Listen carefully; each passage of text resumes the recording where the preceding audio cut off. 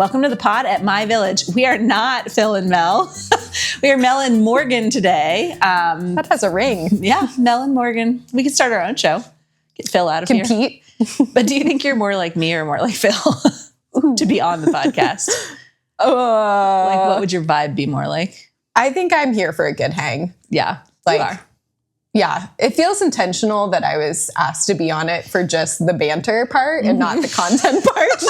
Trying to not take it personally. No, we have you're on our whiteboard as like we're gonna do just we did with mentorship. We're gonna do it with the expectant family model at some point. Like tell the story and interview a bunch of people. I was joking.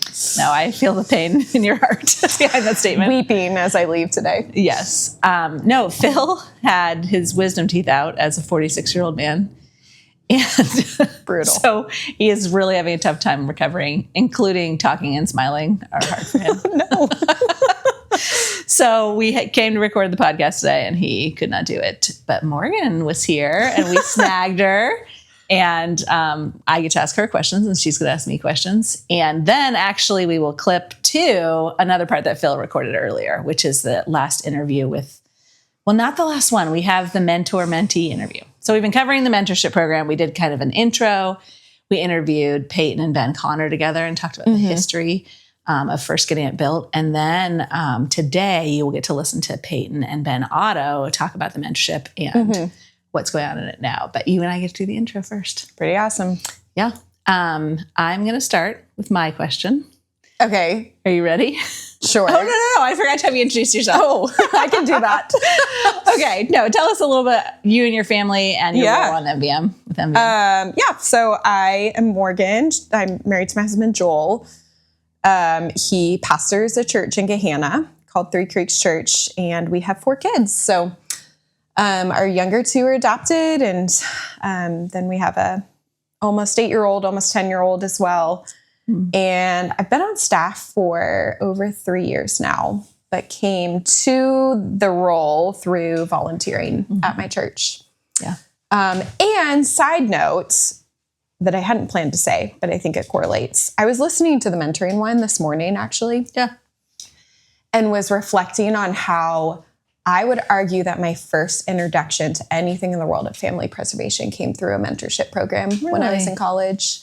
I did a mentorship program with 4 preteen girls all through my 4 years at Indiana Wesleyan University through the Boys and Girls Club. Okay. And did Hannah do that with you? Yeah. Hannah and I were mentors together. Yeah. And we, every single week, picked up these girls and brought them to our college campus and had dinner with them. And it was I learned a lot during those years. And it really created a soft spot in my heart for the work that I get to do now. Yeah. Kind of cool. I feel like we talked about that maybe even in your interview. And just how it kind of spurred you on to some of the work that you're doing now. Yeah. Which is super cool. Mentorship, man. Well, we love having you on staff. Morgan was quite the find. I think your husband told Phil, my wife was made to work for your organization. And Phil takes that seriously when a pastor says something like that. Who was also married to somebody. He's a big fan of mine. Yes. He's a good guy. Yeah, he's a good guy. Okay, my first question for you is, what was your favorite television show as a child? What age of child? You have to pick one from like kid and one from like teen years. Oh, man. Weirdly, I feel like this came up with my kids the other day. But I think we were talking movies, not shows. Yeah. Do you remember what Ben's favorite classic movie is? It was all Pixar. Yeah. It's like Toy Story or... No. The Incredibles. Oh, man. Oh. Okay. Is it called Zoom? What was that TV show? Zoomy? No, that's our kids. It was literally like... It was live action, and it was like a TV show where they do like experiments, and I'm explaining it really great. I have never heard of it. Is listening to this, and they're like, they know exactly what it is. I think it was called Zoom. Was it on like PBS? Yeah, it was a PBS show. I'm pretty sure. I feel like we got into PBS hardcore. With the dogs? those. What? Are we just like slightly off generationally? Like my kids weren't watching it, but also I was too old. Yeah. You're like a decade younger than me, are you? I'm 35. I'm 42. But I know you agree with me on this one. In my teen years, it was definitely Friends. Yes. I've already talked about my love many times through in both. It was probably more college than high school. I was going to say, I was not allowed to watch it in high school. I was not allowed to watch it till college. That's fair. I don't think I was either. Yeah. And so sneaky. I know. Maybe that's why it meant something to me as a college student. I was like, I've arrived. I can watch Friends and be a real adult. So I own the box set of the DVD. Same. I still like all one container. I don't even have a DVD player. I don't either. I have no way to watch it, but I own them all. I will never give it up. Yeah. I love it I watched season 8 where Jennifer Aniston's pregnant. Yeah. During every one of my pregnancies. It was like my tradition. I'm pregnant and she's Gilmore pregnant. Girls was my pregnancy show. Really? Like you rewatched it each time? I think I watched it for the first time. Oh. I've never seen Gilmore. Well, I've watched like an episode, but I don't. Be a good one to watch with your girls one day. Really? What age do you think? High school. Okay. All right. I don't know. Don't quote me on that. Yeah. I haven't rewatched it through the lens of letting kids watch it. Yes. No, I think I said this on the podcast the other day, but we watched Forrest Gump with our kids. It was an enormous mistake. Well, we were like, wow, there's pretty much everything bad that could be in a movie in this. I just didn't remember. We fast forwarded a lot. When I was out of town for something, it was probably MVM related, to be honest with you, and came back to finding out that my husband had let our kids watch Jurassic Park. Oh no. And they're all just wide awake in bed. I was like, really? That's what you choose? I mean, that's a classic though. But for a 5-year-old?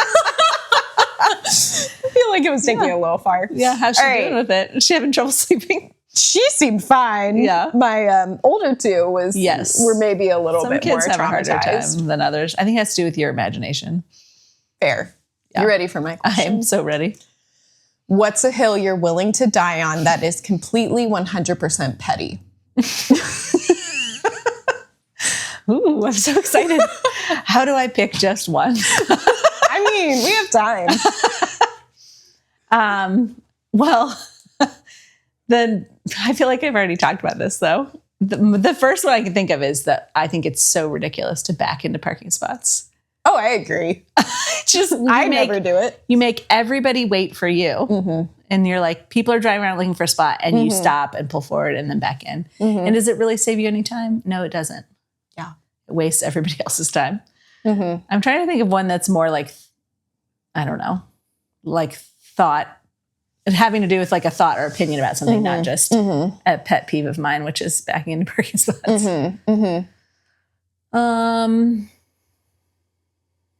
I'm terrible at thinking on the spot. It feels like way better. Maybe I'll think of one later. Okay. But backing into parking spots. Did you have one that came to your mind for you? No, I knew I was asking you the question. Yeah, so myself. You didn't think of it. That's fair. Okay, mine has to do with parenting. This is the one I said I've asked Phil before. Okay.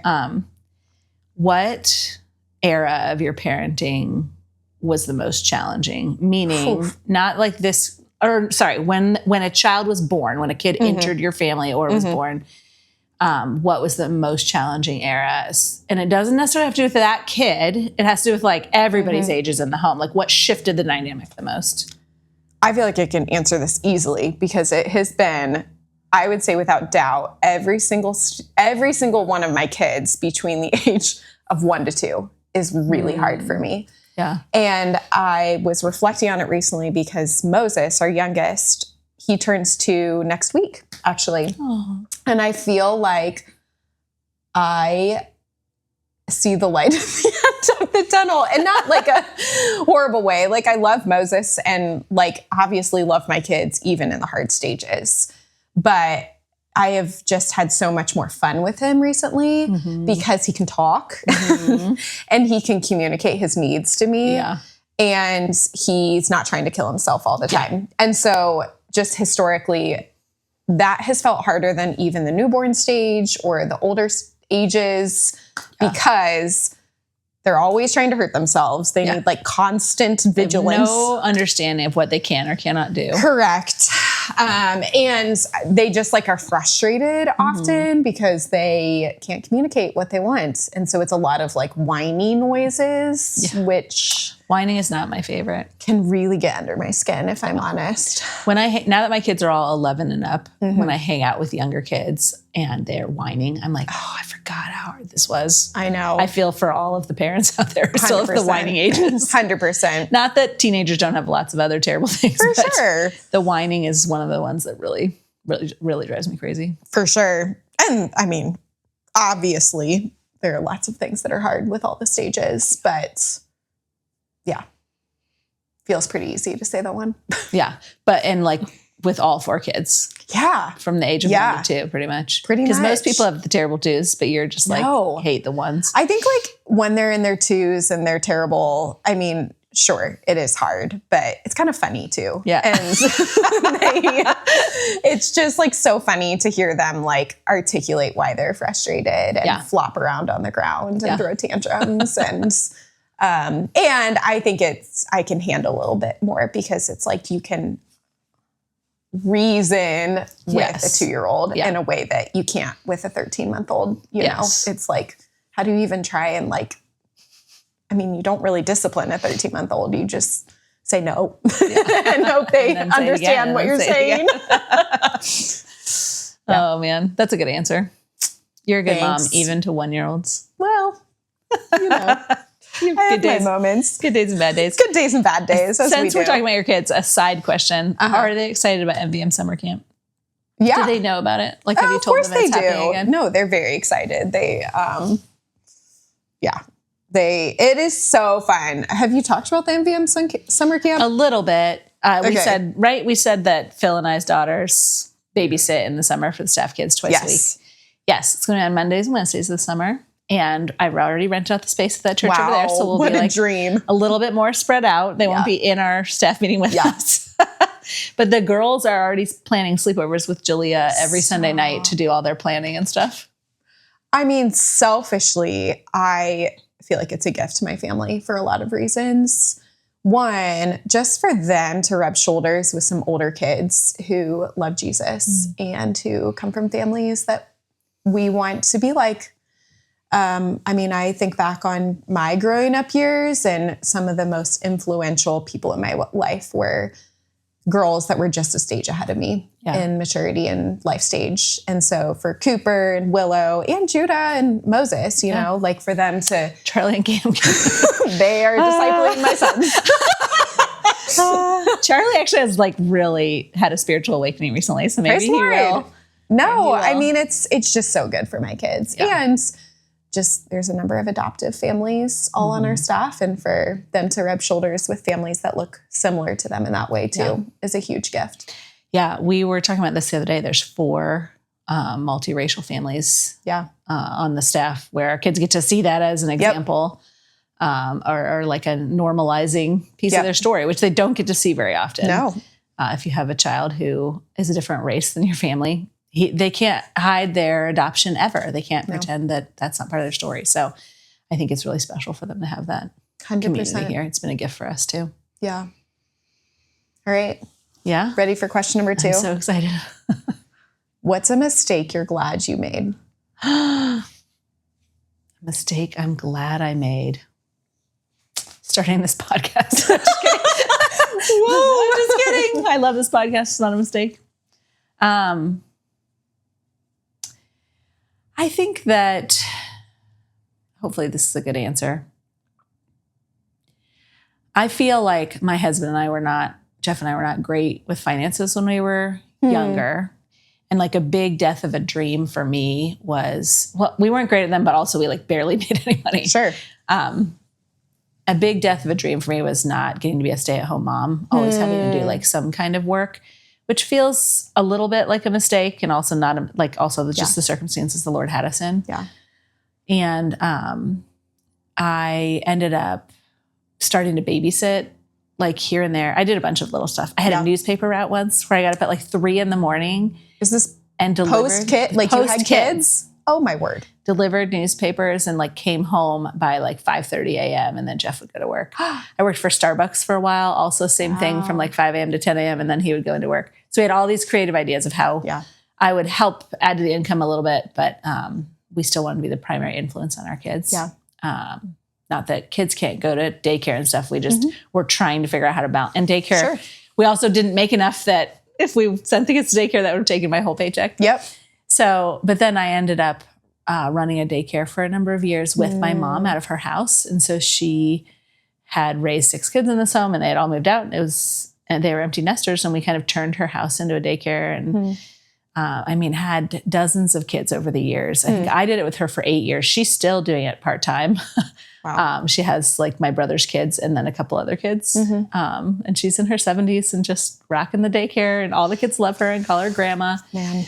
But it ended up being such a sweet season. I had times where I really wrestled with it, especially when my friends started having kids and they were all like, oh, my husband just wants me to not have to worry about working. And I was like, that's amazing for you. Yeah. I'm not jealous at all. Right. So I think I had times where I did not have a good attitude about it. Sorry, my phone rang through my computer. It's the worst. I had times where I didn't have a good attitude about it and was like pretty bitter. But the Lord brought me to a season of repentance about that, where I started practicing gratitude pretty regularly, like where I would write out lists thanking him because I could tell that my attitude was just bad and I was not thankful for what I had. And I grew to the point where I just would like get teary about how thankful I was for this work that I was doing with my mom. I ended up getting to have this like really sweet season where she was mentoring me in motherhood, hands-on in her home. Like, well, we ran this daycare together, but my kids were in it too. And we were talking and processing things together all the time. I will always be grateful for that season. Yeah. It ended up being providing way better for my family than all these other like part-time things, or even like working at a regular daycare center would. Yep. Just kind of doing it on your own. You don't have to pay the overhead of like the big building and all that. And then it just, I think, prepared me really well for what God was going to call me into next. I got to minister to a lot of families. I got to see some people get saved and like really grew my heart to minister to families then when we started hosting and then eventually came on staff here. And so I really feel that piece of my story was a little bit tied to like, we never could quite get our finances under us where I could stay at home. And that felt partly like our fault and partly circumstantial but like something that I didn't want to happen. And yet the Lord used it in these wonderful ways in my life. And I wouldn't trade it for anything now. So, wow. What a good question. I should have you think of more questions for me to ask Phil. Yours are so good. No, that's such a good reflection too, because I can clearly see from an outside perspective, like the framework that set up for you in getting to do the work that you do. And probably a big piece of why you feel so compassionate for the families that we serve. And the death of a dream sometimes is what's needed in our life for God to build something new. Yeah. So feels like that was probably pretty intentional. Yeah. And that for you and your family. I wonder I doubt anybody gets all the way through life without having the death of a pretty major dream. Yep. Don't you think? Totally. Yeah. Totally. Even if things are like all coming up daisies for you, you still probably dream something bigger and then have to all our kids are wanting to be veterinarians right now. So Lyra wants to be a veterinarian. Okay. How many end up as a veterinarian? This is terrible. This might also get me canceled. Uh-oh. I told her yesterday. Okay, I do want you to know I don't really like veterinarians. She was you like, said that? Yes. What's not to love about a veterinarian? Okay, hear me out. I do love them. They're very sweet. I like animals-ish. I think we live in like a tiny house in a fairly affluent neighborhood, and there's like an animal hospital in our neighborhood, and it's very bougie. Sure. I think my issue is with like the idolization of pets and the... This feels like a conversation we've had many times in our office. Amount of money that people are spending on their pets, and then how some of that plays into it with your veterinary bill. Like these are the things we have to do, but also it's a dog. How much do we have to be there? We have a dog. We love our dog. We take good care of our dog. She has the appropriate shots. Don't be nervous. But I was also, I don't know. I think I just feel like a lot of meaning in this work. And Lyra has this really like passionate love for the Lord and people. And I'm like, don't aim that all at animals. Aim it at people. Maybe we need like a Patreon version of the podcast where we tell the stories that we don't want all the people to hear about the times when we've been asked to host pets.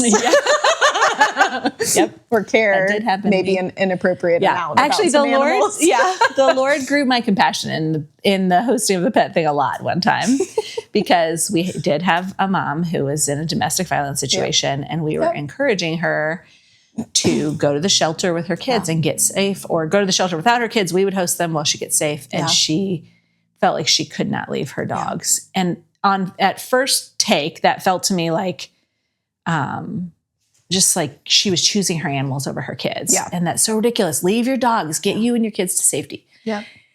And on talking to her more, this just always happened. I just put my foot in my mouth way too much. And the Lord has to grow my heart of flesh from a heart of stone, like it says in Ezekiel. But yeah, I was talking to her more, and she's unfortunately had been with a few abusers in her life, including her dad.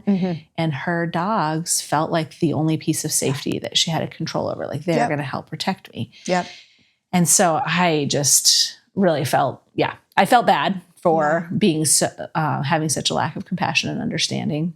And we ended up finding a shelter that would keep her dogs for free. They had to be cut up on their shots, but they would catch them up on their shots, and like any medical treatment they needed while she was getting safe, and then she could be reunified with the dogs. So even though my village will never be a pet hosting organization, what a gift for them to give. It makes so much sense to me that is a big source of felt safety for so many people, especially who are walking through poverty and some pretty complex trauma. Yeah. And companionship and 100%. Yeah. I think that was my own ignorance feeling that way of like, I'm so blessed with so many relationships. I don't need a dog for companionship. That might not always be my story, but it is right now. And that's, I don't know if prideful is the right word, but like entitled of me to maybe think that way. So I will let Lyra be a veterinarian if she wants to be. Willow told me the other day, Mom, I want to be a vegetarian. I said, a vegetarian? Like, you don't want to eat meat? And she said, no, I want to eat meat. I want to be a vegetarian. I was like, that's amazing. Do you mean a veterinarian? She said, yeah. I said, okay. And this is the same girl that screams every time she sees a dog out in the wild. So we have some room to work with her on this stream. Well, my sister became a nurse, and she like fainted when she got her ears pierced, and used to faint at all shots. And she still ended up becoming a nurse. She pushed through. So Willow can push through. Okay. I believe in her. I believe in her too. Okay. We're going to go to our conversation with Ben and Payton and hear more about the mentorship. But I will ask you one more short question before that. Okay. What, you go to one of our partner churches and you've served in the ministry there. What's been kind of your perception of the mentorship as a church partner? Oh man, I get fired up to have a church that's engaged with the mentorship program. We have a number of people at our church that have done it for many years now. And maybe it's because of me projecting some of the personal experience I had being a part of a mentorship program similar to what we're doing. I know how much it formed and changed me. And I desire that for the people in our church. Yeah. And obviously there's so many things that I know you guys have already talked about, like the importance of the role that it plays in the kids' lives. But I just see it playing such a significant role in forming and spiritually maturing the mentors who get to be a part of it and get to give up their time and their space and their driving time. I mean, all of it for the sake of another person who may never thank them in return. I just think it's like a really practical way to live out the gospel. Yeah. Yeah, that's awesome.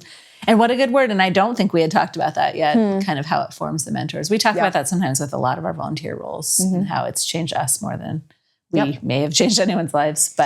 And it takes up truly, like, I'm really humbled. I don't know if you guys are talking with Skylar and Connor still. I think they're the ones that are going to be interviewed. But Full Circle Moments, the two kids that they mentor are kids that Joel and I hosted many, many years ago.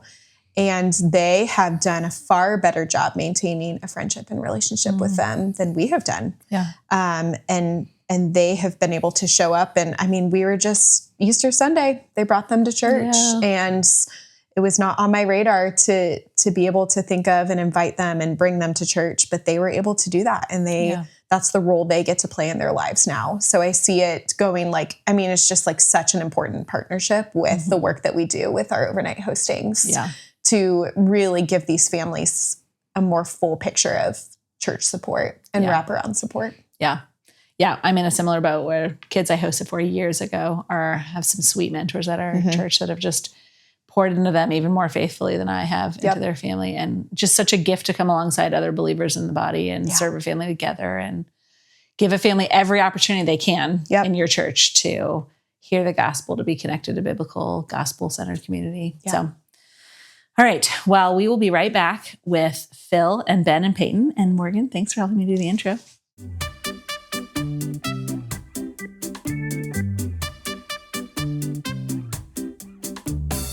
All right, friends, welcome back. Round 2 of guests talking about mentoring. Today we've got the famous Payton, who you've already met twice now. No, once.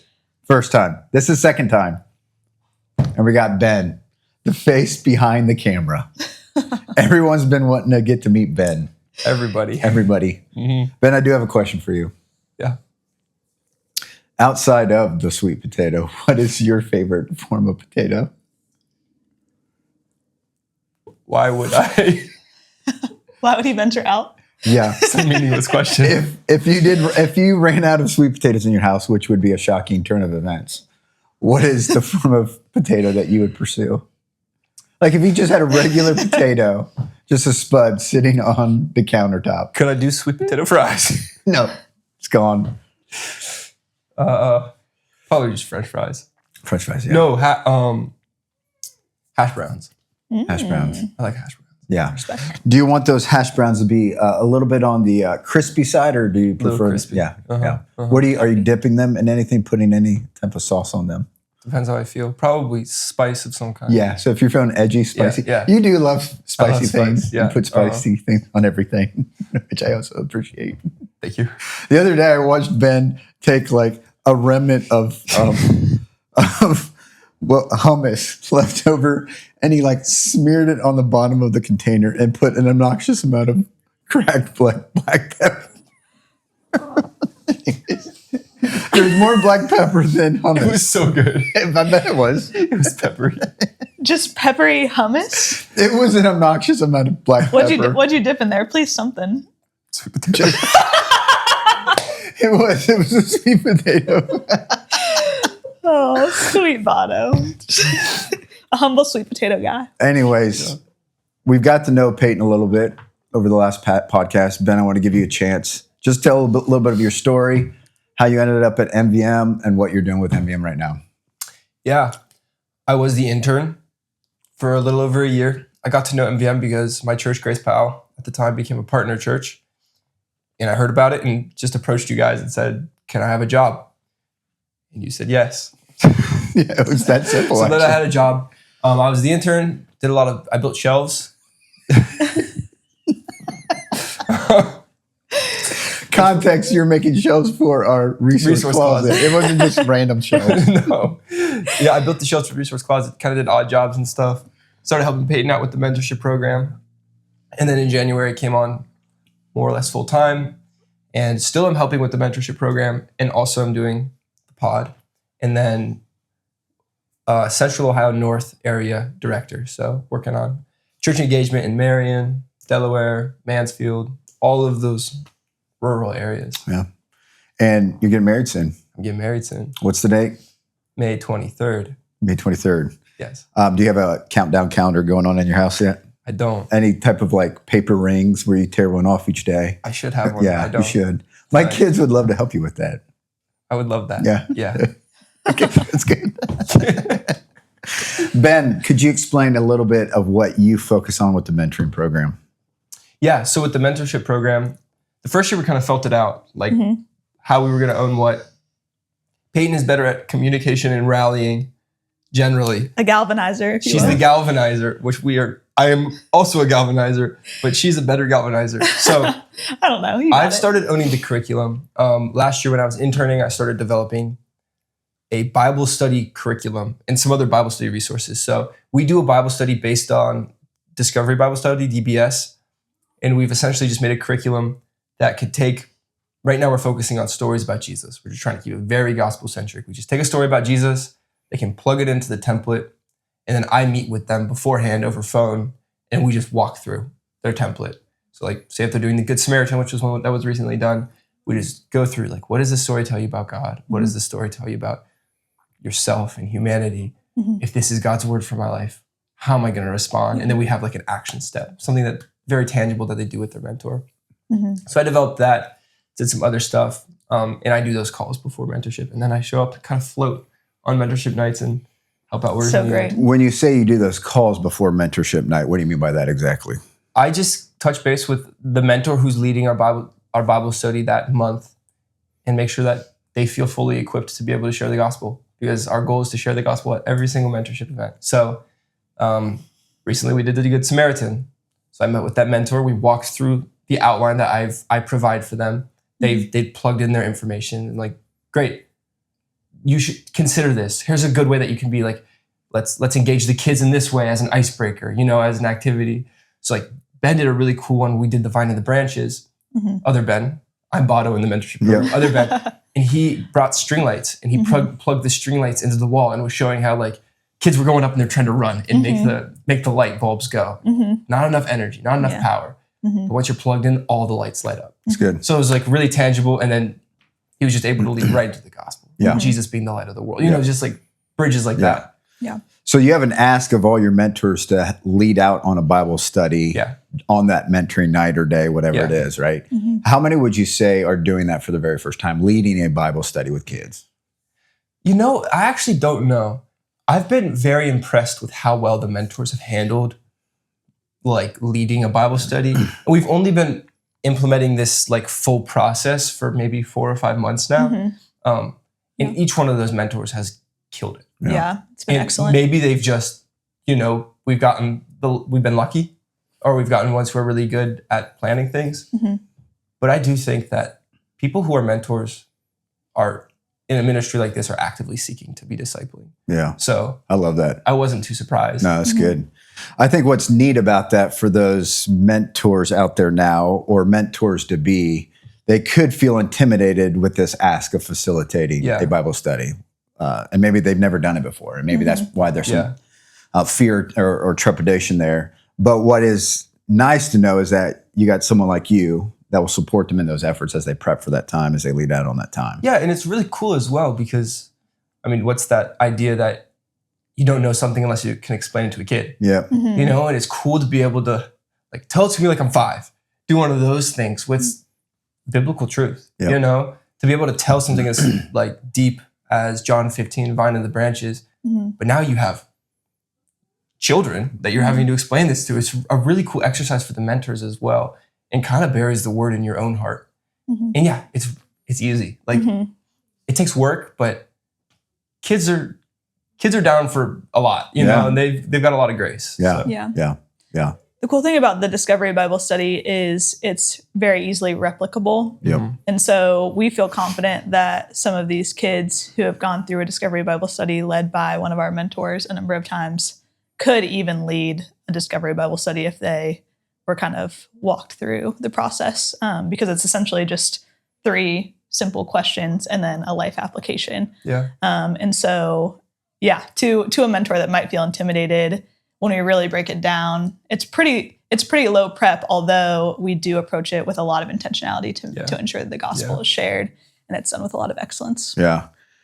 This may be one of my favorite things about the ministry of my village is the fact that every single month, how many kids now are in the mentoring program? 28. 28 kids are going through the truth of God's word, but going to hear the gospel every single time. Yeah. I just love the intentionality that you guys have put into that and the faithfulness of our mentors. 100%. Getting those mentees there, being intentional, pursuing them with the truth of God's word and the gospel. I just love that. Yeah. So we kind of shared a little bit, kind of got ahead a little bit of the game there with talking about the curriculum, but that's something that has grown and been developed over the course of time within the mentoring program. And I love the excellence that's being brought to it. Payton, would you mind just sharing a little bit of how the mentoring program has grown since you came in to where it is now? Everything from like logistics to the heart, everything from onboarding to like the day to day. Does that make sense? Yeah. Yeah. So I'm not sure really how much Ben went into the commitments and what mentors were really saying yes to when they were onboarding way back in the day. But that was a big burden for me, is I wanted to onboard people with the expectation that this is not a short-term thing you're saying yes to. It's not the biggest commitment as far as like even every single week, but can you see yourself sticking around for at least a year, hopefully more like 2 years? Again, from my Young Life background, like the minimum 2-year commitment was expected. And it's just because like transience in these kids' life, I just want to avoid that at all costs. And so, really encouraging volunteers to count the cost. So, we're not necessarily like rushing into finding a mentor, but one who is really ready to say yes and make that commitment. We've found some really incredible ones that have been sticking around for years, and even when they've needed to scale back a bit, have found additional supports to walk alongside them. And so, I think with like the changes, the transitions, I mean, we just started hosting a lot more. We kind of ebb and flow with hosting school age kids, but one thing that's been encouraging, sometimes we're hosting for a 4-year-old, and then that family is still in a relationship with some of our volunteers, and they're reaching out and saying, hey, this kid is 6 now, which is our minimum age for participating in the mentorship. Could we find them a mentor? Or I'd love to help, make that connection happen. And so a lot of times we're even seeing other people within the church faithfully join in with some volunteers who have been pursuing a relationship for years already. But just, another touch point to integrate that family into the church, into the family of God. So we've gotten to see that. That's been a really exciting thing. I think too, just like because of social media, because of communications, because of how the program has grown, I think the word's just gotten out a little bit more. And so young families or young adults, people that are just excited about this work of family preservation, sometimes fill out an online form and say, I'm interested in learning about mentorship, or just word of mouth. It's been a new thing within the last year or so that people are actually reaching out to our staff, to me, and saying, hey, I'd love to learn about the mentorship, and not so much me reaching out and trying to make those connections myself. So that's been really exciting, and definitely a shift that we've seen more recently in the growth of the program. Yeah, I love that. I do feel like there's been an uptick in regards to the intentionality, and not that this wasn't in place, but the intentionality of support to the mentors from y'all. So for maybe that person out there that's exploring this idea of becoming a mentor, what kind of support do they get from you guys in the efforts of them being a mentor to one of the kids that have been hosted? Yeah, I mean, I think that we are checking in and kind of seeing how that progression of relationship is happening every single month. I'd say that any mentor that isn't making it to a monthly event, or we're not kind of having that touch point, we're reaching out and seeing how are things going with engaging with this family, and how are you feeling in the process? And I think one thing that's been really helpful, the mentor field guide has been a helpful resource to me in kind of thinking about the big picture of why mentorship matters, why it's effective, and what can mentors expect jumping into this work. And so I try to, as much as possible in those initial conversations with a potential mentor, really set the stage for thinking about, hey, these first 6 months, it might not feel super encouraging. It might feel like you're running into a lot of roadblocks. You're not getting a ton of engagement. That trust is still being built with the family, with the kid.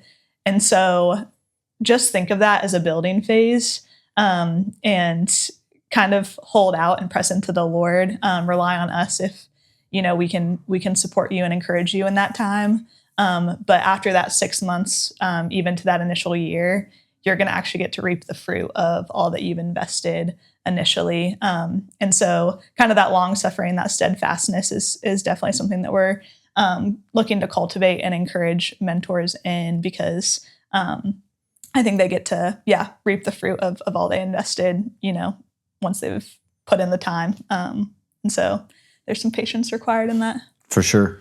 So within the context of what we do specifically with family preservation, how does the mentoring program benefit the work of family preservation within the context of what we do? Yeah.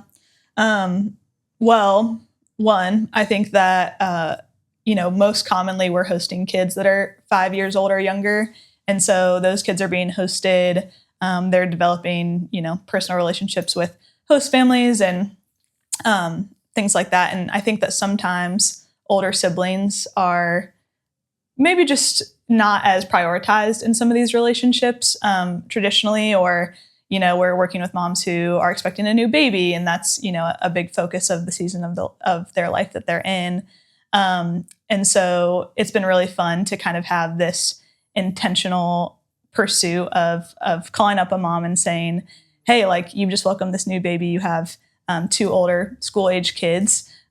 Yes, we want to shower you with diapers and meals and things as you're, welcoming this child into your home. And we want to intentionally pursue your older kids who are also feeling the weight of that transition and, just really need some investment probably, during that time. And so I think that's been a really exciting thing for me. And even just as these kids, might be 4 years old when they're hosted, but maybe plugged into the mentorship years later, we're seeing multiple people really pursue that family intentionally and plug in. And so, which I think is real critical. Again, they're coming in socially isolated. Yeah.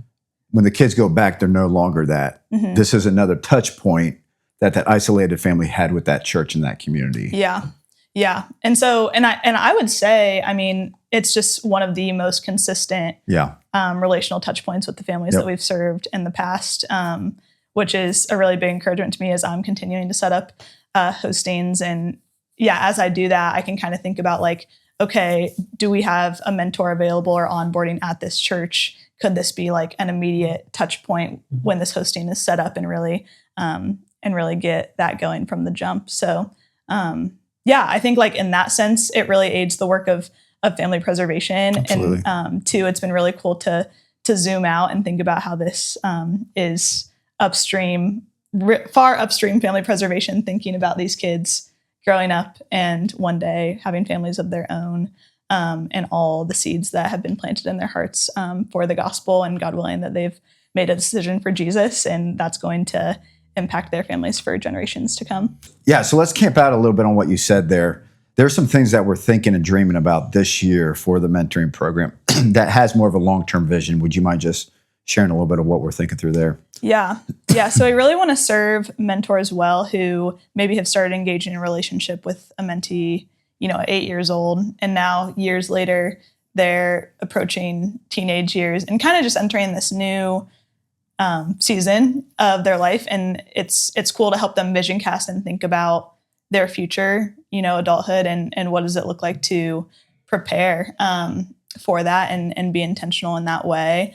And so we've been having some discussions about what can it look like to intentionally incorporate life skills for these kids. And so like not only, having fun and engaging in the excitement piece, but some intentional conversations and readiness for independence, for leadership, for vision casting and dreaming. Like, what do you want your career to be? Calling out their giftings and strengths. And there's just so much there to dig into that I think mentors have a really powerful avenue to maybe help kids vision cast for a life that's just different than maybe what they imagined for themselves based on kind of what they've seen and some of these generational patterns that they've been exposed to. So creating a new trajectory, I think mentors have a really sweet opportunity to do that. Yeah, I'm really excited what's going to be rolled out this year. I know we have a brainstorming session coming up soon. I'm excited to see what the Lord brings out of that time.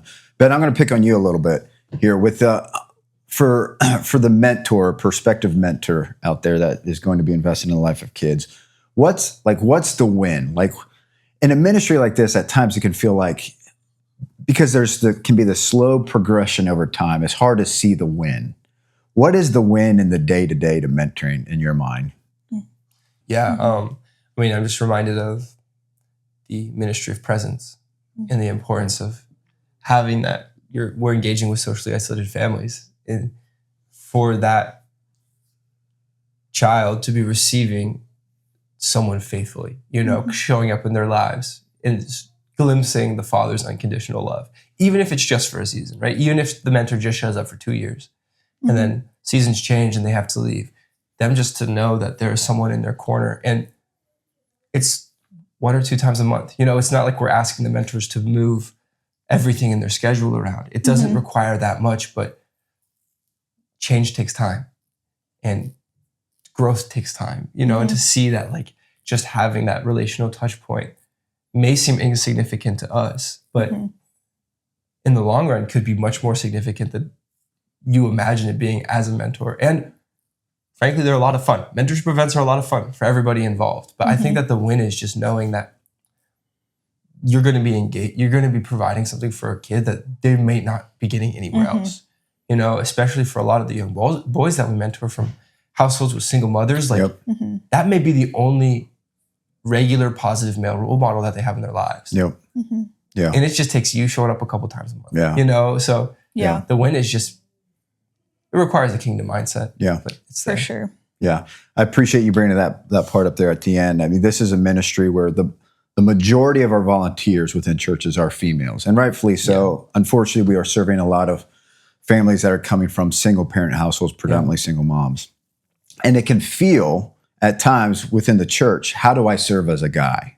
You know what I mean? Yeah, totally. And this is one outlet specifically, obviously, for the boys that are of age to have a mentor, a male, a father figure to some degree, someone that can invest in them and really speak to what it means to be a boy transition into a man. And it's ripe for that kind of relationship because guys do a relationship shoulder to shoulder, and in the mentorship program, you're getting to do, just like Ben was sharing in the last episode, kayaking, rock wall climbing, we're going skating. Like, there's just so many different things that you get to do with your mentor, your mentee, and you're building that relationship without having to like sit down at a table over coffee with them necessarily. Yeah. And it just gives you those easy touch points with somebody that might be very crucial for them in their development. Yeah, yeah. Payton, would you want to add anything to that in regards to like, what's the win within this ministry? Yeah, I think that kind of coming again from the Young Life background, I think it was big on programming and excitement and the energy and kind of riding those waves. And I think that we have a dose of that. And I wouldn't knock that. I think that there's a beauty to seeing like how full and fun life can be, and in a way that honors the Lord, and relationship and community and belonging, all of that is close to his heart. But I always tell mentors, like, all this programming, all this, even silliness at times is just rails to relationship. And so our goal, we don't want to do anything apart from the vision to really just set up a mentor to have some shoulder to shoulder experiences, to hopefully break down some walls and really connect with a kid heart to heart level, and maybe, just get to speak into their life in a way that no one else has. And I think that we've seen that in a lot of ways. I mean, even kids sometimes at events, like, having a hard time, and just even the way that their mentor knows them enough to be able to engage and care for them in a way that nobody else in the room can, because there's that relational equity that's been built in over the course of so many years at that point. And so that's a real gift. And it's cool to think about when this kid is an adult, and they're going to get to look back on that and really treasure those memories in their heart, and hopefully be reaping the benefits of that transformation that took place, because they learned from their mentor how to be with Jesus, and then from that place become like Jesus, and then do as Jesus did. So that's the heart behind all that we're doing. And even though it's slow, it's really good. So yeah, that's good. One thing that I love about the ministry of My Village is that many people from the church can get engaged. And this is a great outlet maybe for that college age student or maybe young adult to get engaged. I'm thinking specifically of like a 614 church that's real close to Ohio State campus, has a strong college contingency, a great outlet for them to serve. But you got that 20-something-year-old, in the church that's like, I am not a parent. Mm-hmm. I've never invested in the youth in any way. Mm-hmm. Like, what's your encouragement? But they think, man, maybe this is a great way for me to engage in this work that my whole church is doing. Mm-hmm. What's your encouragement to them that feels just kind of overwhelmed, intimidated? Maybe they feel like they don't have the knowledge or the experience to do it well. What's your encouragement to them? Yeah. I would say that being in this ministry, working in this ministry for a few years now, and I get to partake in the earliest parts of working with a family, those initial referral calls. And I'm thinking about everything through the lens of ongoing relationship.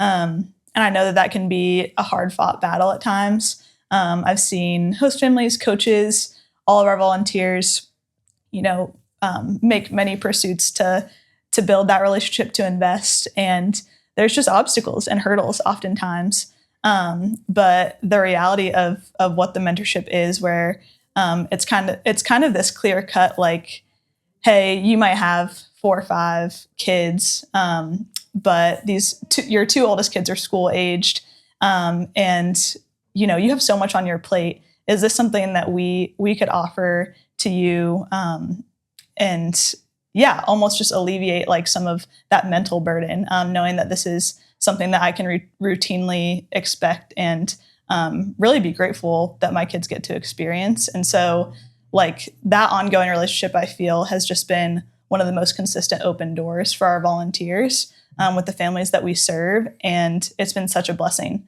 to the families that we serve, and just really fuels the work of family preservation and that heart of ongoing relationship that we're thinking about from day one when we have that initial call with a family. And so just that it really matters, and it's really connected to the heart of what we do. Yeah. What kind of training do you provide for those that are jumping into this?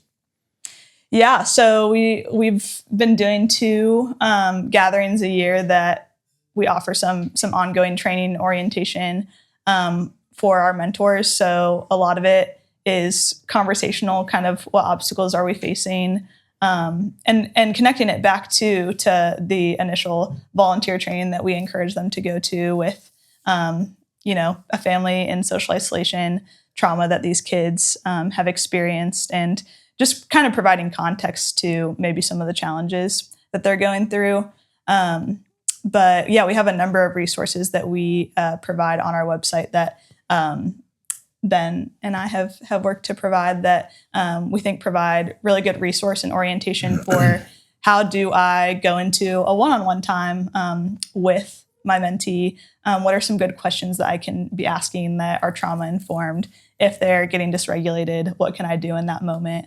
And then when the opportunities arise, entering into gospel conversations, following up from the gospel conversations that are had at mentorship events. And one of my favorite parts of, because we get to incorporate DBS at each monthly event, and there's that application, that I will statement. The hope is that, Explain a little bit real fast, the I will. What do you mean by that? In case there's some out there are confused by that. Sure. So the I will statement is simply just whatever response that you want to have to the passage that we dove into. So for example, last month we read about how if we abide in Jesus, that's from that place we can do something. And so kind of the discussion was around, what does it mean to abide in Jesus? How can I practically do that?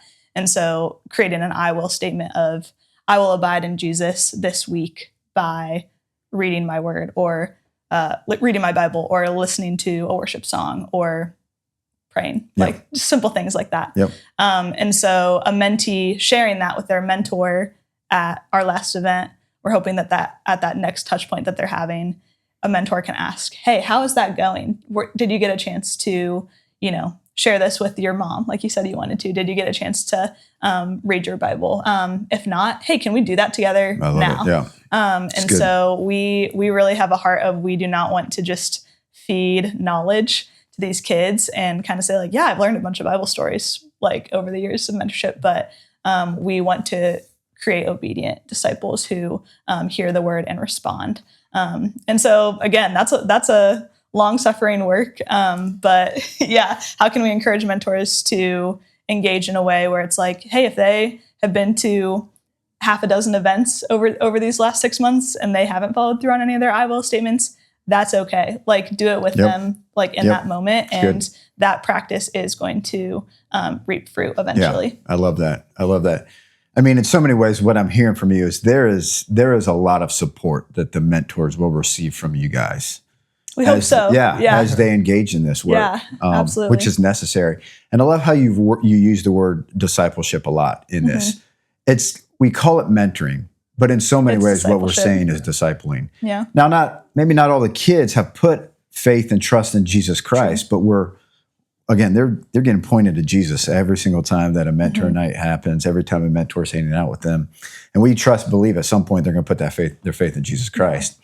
And in so many ways, what you're doing with the curriculum, with the mentoring nights, with the I will statements is, I think, the missing piece I think you often see within the church, within discipleship. I will teach them to obey everything I have commanded. Right. Like, that is a missing piece within discipleship. 100%. And I love how much of a concentrated focus you're putting on that, not just to be hearers of the word, but doers of the word. And we trust and believe that as they live out their faith in that way, they're going to, like it says, Jesus says, you're going to build a firm foundation. Yeah.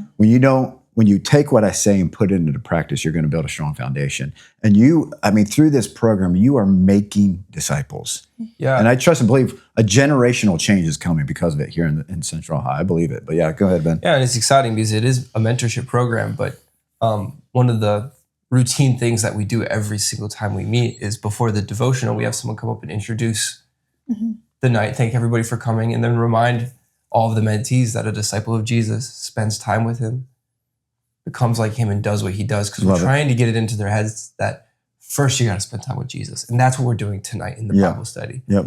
But it doesn't just end with knowing Bible stories, because we're not just telling you Bible stories. It's a discipleship program. We're trying to disciple you into becoming more like Jesus and doing as Jesus did, which means eventually circling back around and discipling others. Yeah. So it's definitely something that's very explicitly ingrained into the mentorship program. I think we're just getting to the point where it's starting to sink in a little bit, where we ask kids, what are our 3 objectives in our devotional time? And kids are starting to rattle them off with a little encouragement. But I was like, man, like I feel confident about continuing in this direction for however long we're doing this. Yeah. And I was like, God willing, this will just be ingrained in their hearts. And I was like, that's truly a gift from a young age. Yeah. That effort is not in vain. I believe that. So praise the Lord for that. All right. So I want to make sure that those, again, thinking about becoming a mentor, really understand what it takes from the point of like, I think I want to be a mentor, to like, here's what it takes to get onboarded as one, to like, I get a kid assigned to me, and then what the kind of week in, week out looks like. So could you explain from kind of A to Z what that looks like? Totally. And it is truly pretty different than a lot of our other volunteer roles. Yeah. And so I'd love to offer clarity around it. There's flexibility in what this looks like. There is 100%. And so, hearing about the mentorship, wanting to explore it, that could come through conversations with host families, coaches at your church. Hopefully ministry leads are sharing about the opportunity. Sometimes, it's just people kind of hearing about the ministry and thinking that this could be the best fit for their stage of life. And so from the jump, it could be just some emailing or text conversations with me. I'll send out an initial form to get some basic information and kind of orient you on what is required for participation in the mentorship. And that leading into a phone call to kind of explain all the facets of the mentorship and what is required. So we ask for a minimum 1-year commitment and minimum 1 time a month, but ideally at least 2 times a month connecting with that mentee. So kind of, really, really clearly explaining what the commitment is. We've created a document called the Mentorship Covenant. And so it shares, what am I agreeing to if I say yes to this, and how are we committed to supporting you in the mentorship role? So I'll share that with people that are considering. And then, the ball is in their court, and I highly encourage people to take some time to pray and consider if that's the right role for them. And then depending on which church that prospective mentor is a part of, we may or may not have a need for a mentor at that time. So a school-age girl is hosted by a church. We're looking for a female mentor for her. A school-age boy male mentor at that church. And so we have a list of kiddos that we are still waiting to connect to a mentor. But yeah, it's about finding the volunteers at that right church where they've been engaged by a host family and coach there already. And similarly, we have some mentors that have onboarded where we don't have a kid available that was hosted by their church. And so it's a little bit of this puzzle piecing it together. But we're hosting, fairly frequently and these opportunities arise. And it's really, really helpful to have mentors onboarded so that when that opportunity does arise, there's even potential to connect with that kid during the hosting while that's happening within your church. And just from the get-go, just investing relationally and kind of getting that started is really a win. Yeah. So so if you identify a mentor while hosting is going on, what again is what's the expectation you have with them in regards to how often you hang out with that child? Yeah, like after the hosting. Well, during the hosting, like let's say there's a 2-month hosting. A long term. Yeah, okay. a longer term hosting. And you're able to identify, you have a host family or a mentor in waiting. It's a perfect fit. Yeah. What's the expectation you have from them in regards to time? Yeah, I mean, similarly, that 2 times a month, Yeah. I would hope would be the minimum. But yeah, if it's a family at your church that you have somewhat of a relationship with, or let's say that kid has an appointment every Thursday, or the host family's own children have something going on each week. Like, is there an opportunity to kind of early on engage weekly in that opportunity and start building that relationship? And so it can be a really great way to serve a host family while they're hosting. Exactly. And then, to really set you up well after the hosting is over to continue that relationship onward. So after reunification takes place, the ask is that you stick with them for at least a year. Strong suggestion of at least 2, if not more. Strong suggestion. And then, so what's the time commitment there again? So there's a teed up opportunity that you all essentially provide through a mentoring night where they don't have to like think creatively of how they're going to engage with the kid that 100%. one time. But the encouragement is there's at least another time. What do you see a lot of those mentors doing with those mentees on those times where there's not a mentoring night? If either of you want to speak to that. Yeah. No, that's exactly right. We want the event to just be something you get to show up, dinner's provided. Might be a Little Caesar's pizza, but it might be something nicer. Activities already worked out. And 2, there's a really cool sense of community that's been built at those mentorship nights. And you're seeing that grow amongst the kids that are part of it, right? Totally. Yeah, which is really cool. New best friends all the time. Yeah, I love it. I know for me personally, like I would just pick up my mentee and we would run errands. Like we're like, hey, get a snack at the grocery store while I do some shopping. We're going to go to the library. We're going to read together. And then we're going to do something like go to the park or color. Yeah, there's not a lack of metro parks around here. Oh yeah, the parks. I mean, you gotta utilize those. But yeah, I mean, it can be literally the simplest thing. It can be inviting your mentee's whole entire family to attend church and getting lunch afterwards. I mean, once that relationship has been built enough, I know that some mentors have had mentees in their home to cook a meal together. Again, like kind of cultivating those life skills. Yeah, I don't know if there's anything else that you want to add, but I feel like there's endless opportunities. I think the parks are the most common one I hear, Yeah. especially in the warmer months. Yeah. Total win. Yeah. I mean, Ben, you said it so well early on. It's just being present. Like, what are you going to do to just be present with the 100%. Yeah, invite them into your just everyday life. I mean, running errands that's special for your mentee. The car wash. They think it's the coolest thing. My kids think it's the greatest thing ever. I'm just like, come on. Yeah. Yeah. Like, wait, you're saying it's not the coolest thing? What do you mean? You can't forget to put Forrest Frank on though. That's the money right there. Amen to that. So I think we'll end here, but help that ministry lead at the church. Like what will help them be effective in recruiting within this role? What do they need to know from you? Maybe what's some good talking points? How do they engage well within the church? How are they effective ultimately with engaging with this? Well, we've created a few flyers that are just like the what, when, how, why of mentorship. But I've emphasized to ministry leads, or I've tried to, that there's no expectation for them to even explain all the details of mentoring. Just to essentially say to someone at their church, like, if you're excited about engaging with kids that have been served by My Village Ministries, mentorship is a really great avenue to do that. here's a Google form. Can I pass your contact along to Payton, who will reach out to you? And yeah, just really having that initial conversation and just being aware that it's happening. And I want to do a good job too of continually reminding ministry leads of when there's kids who are waiting to be connected, and just to put it back on their radar to say could you pray and consider if there's a guy at your church who would be interested in stepping into this opportunity. Yeah. One more time. Where are those resources? Where can those be found that you talked about earlier? Yeah. So on our website, there's a link to resources for all the different volunteer roles. There's a passcode on this. No, they know what they are. Okay, great. Anyway, yeah. But you can find those forms on that online. resource page. Yes. Or I mean, we're happy to send those out. Yeah.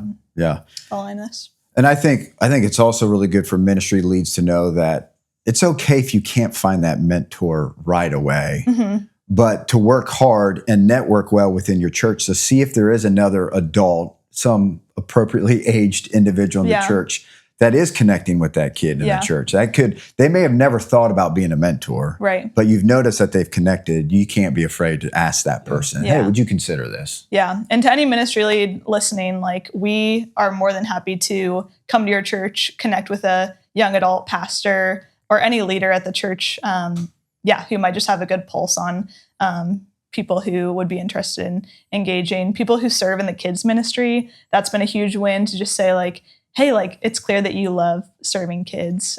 Would you consider intentionally serving one kiddo through My Village Ministries? And that's been a win as well. That's good. Any final word that you want to give? Mentorship is awesome. It's worthwhile. Yeah. It's been a blessing to my heart, and kids are incredibly resilient. It's just given me a lot of joy in this work, getting to see kids grow up and really thrive in this community that's been built kind of out of nothing, as we talked about in the last episode. So, I'm grateful to be a part of it. Ben, anything to add? Join us. Amen to that. Come on. No, I'll end with this, and I love that you said this earlier. There is a further upstream work that we see taking place within the ministry of the mentoring program that is really, I think, exciting to see. It's, again, we got to have a vision 5, 10, 15 years down the road. These kids are going to have families. And this investment in them is, again, not in vain. It is well worth it. And I believe and trust that we're going to see a generational change take place in the lives of these families that we're investing in this way. Yeah. So I just want to thank you and applaud you for your efforts that you've put into this. It matters a lot.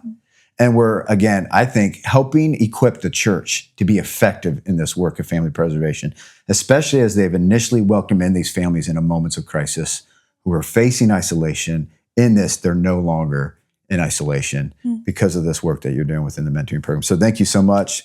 So happy to hear from you. Again, if anyone wants to hear more about this, please reach out to Payton or Ben. Work through your ministry leads. They're happy to serve and help you in any way you can. But thanks so much for joining us. Tomorrow's the next day.